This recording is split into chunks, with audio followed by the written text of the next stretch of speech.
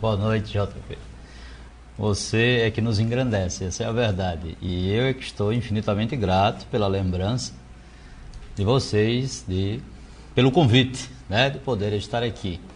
E para fazer realmente aquilo que eu mais gosto de fazer, que é falar de literatura, né? E queria, nessa noite, deixar aqui algumas dicas para orientar você vestibulando a uns caminhos mais fáceis da obra, né? Então eu quero dar meu boa noite a todos vocês que estão nos assistindo e nós vamos começar essa conversa sobre literatura. Eu queria começar pelo Ateneu, né? Eu queria mostrar aí a imagem do Ateneu para vocês, que é para vocês terem ideia desta imagem aí, que é uma imagem feita pelo próprio Raul Pompeia, né? Ele que era um bom ilustrador e fazia essas ilustrações de sua própria obra, e ali nós temos esse aspecto. Logo em seguida, você vai ver a imagem aí do saudoso Jardel Filho, ator da Rede Globo, e que estava aí no papel do grande Aristarco, né? Essa figura, essa imagem bem caricata, que tem o aspecto expressionista, né? Como o próprio Raul Pompeia descreve, o Sérgio, na verdade, descreve, né? Dizendo que ele tinha, retorce-se aí duas volutas de bigodes retorcidas a capricho, e a gente percebe que na imagem de Jardel Filho, no personagem de Aristarco, isso é bem retratado. Aí nós vamos fazer com você um comentário para que você tenha ideia do seguinte: o Ateneu, ele é uma obra realista, naturalista, com características expressionistas e impressionistas. E o grande detalhe é você perceber que impressionismo e expressionismo foram estilos que vieram bem depois. Na verdade, não eram bem estilos, foram vanguardas europeias, foram tentativas de estilos, né, que não figuraram precisamente como uma escola literária, mas que mais tarde vão compor o modernismo. E aqui houve uma antecipação por parte de Raul Pompeia desses aspectos. E daqui a pouco a gente vai ver algumas imagens impressionistas e expressionistas para vocês terem ideia desse ecletismo que é essa obra, o Ateneu.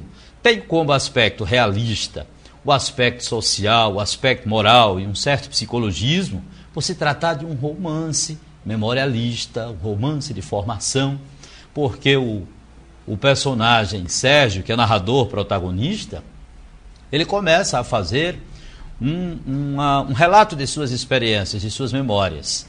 E a cada amizade que ele encontrou dentro daquela escola, foi uma experiência de vida que foi se somando à constituição da personalidade dele até os episódios finais do incêndio do Ateneu.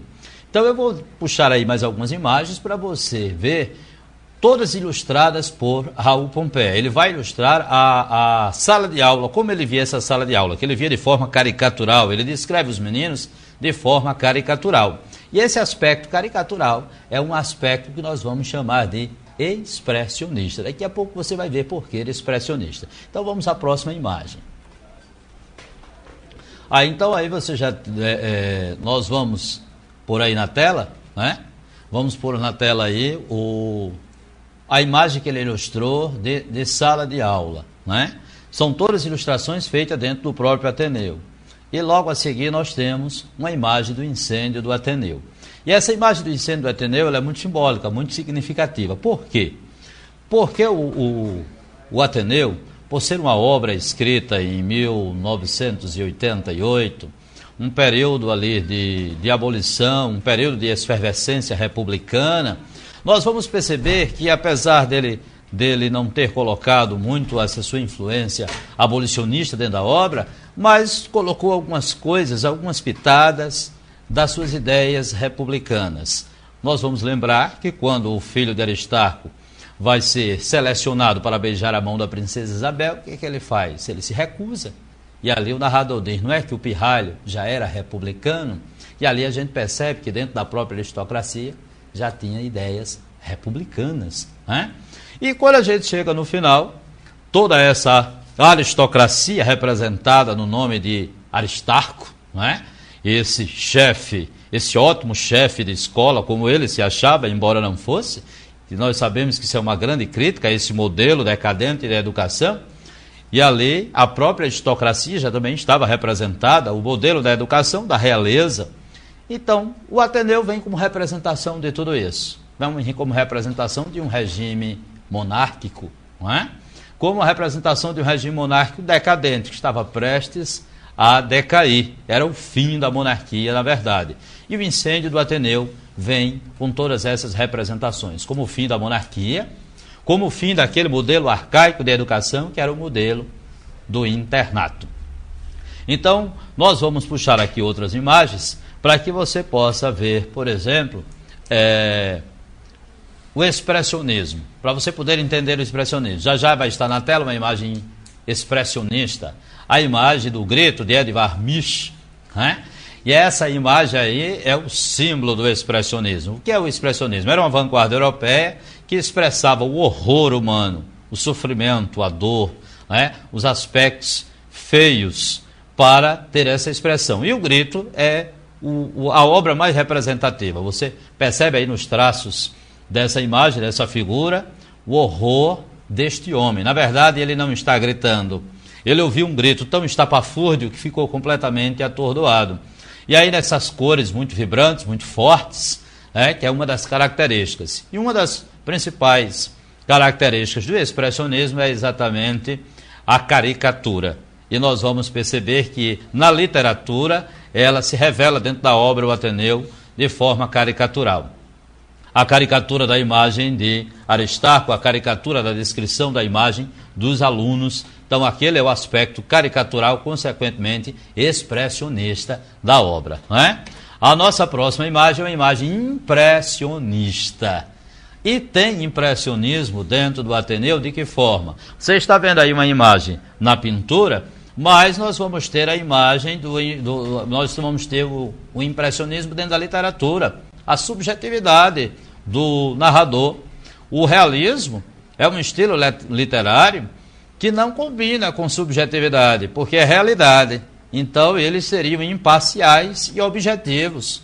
Mas Raul Pompeia resolve fazer essa inovação aí, coloca uma narrativa, um aspecto de subjetividade. Mas seria mesmo, Josvan, impressionismo dentro da obra? Como é que eu vou perceber isso? Impressionismo? Se o impressionismo é uma vanguarda, difícil de se compreender.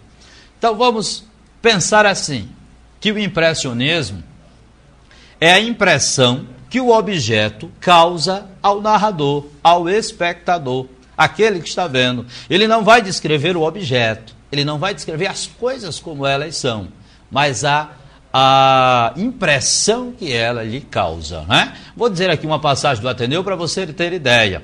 Quando ele está lá numa monotonia muito grande e a ler dentro do Ateneu, e ele acha que aquela brancura toda do Ateneu dá a ele uma impressão. Que impressão a brancura dá? A impressão de tédio. Então ele vai dizer que as paredes são claras da caiação do tédio. Imagine só você, que ele não disse que as paredes são brancas porque são pintadas de cal. Elas são brancas porque são pintadas de tédio. O tédio é branco. Então as paredes deram a ele essa impressão. E ele não falou do objeto cal que dá a cor branca das paredes, mas falou do tédio, porque é essa impressão que o branco lhe causa. Ali, de repente, ele olha para a paisagem da floresta da Tijuca, e qual é a impressão que ele tem? De uma toalha verde do campo, uma grande toalha verde do campo. Na verdade, não é uma grande toalha no campo. Ali, a imagem que ele está vendo é da floresta, mas a impressão que ela lhe causa. Então é isso que nós chamamos de impressionismo. Ele não vai descrever o objeto como ele é, ele não vai descrever as coisas como elas se apresentam a seus olhos, mas a impressão que aquilo lhe causa, por alguma sensação, por alguma outra coisa. É isso que nós chamamos de impressionismo. E a imagem impressionista na pintura é aquela imagem que não está bem definida, ela está apenas sugerida através de pinceladas.